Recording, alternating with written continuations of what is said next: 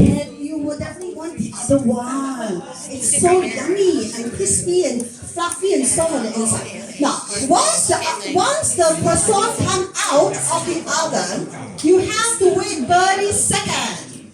30 seconds. Let it rest on your chopping board for about 30 seconds. Okay? And then you can start to enjoy your croissant. Okay, let's see. I haven't seen mine. Can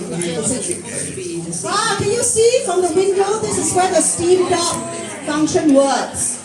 Right? And as you can see, the knob, it counts down the timer. So I have 2 more minutes to go. So one croissant, also 3 minutes. It's fine. Now, if you're unsure, you're going to do oven, you're unsure, toaster, you're unsure. See, look at the top here. They actually have some guide there.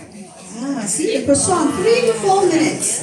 And so you have to adjust about 3 or 4 minutes. You like it to be more brown, maybe your croissant smaller, bigger, you adjust it. Yes.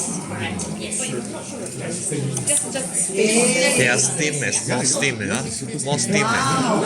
First steamy. Yeah. You pour a lot of water.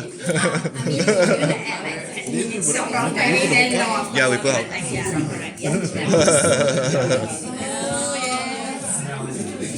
Get the smell.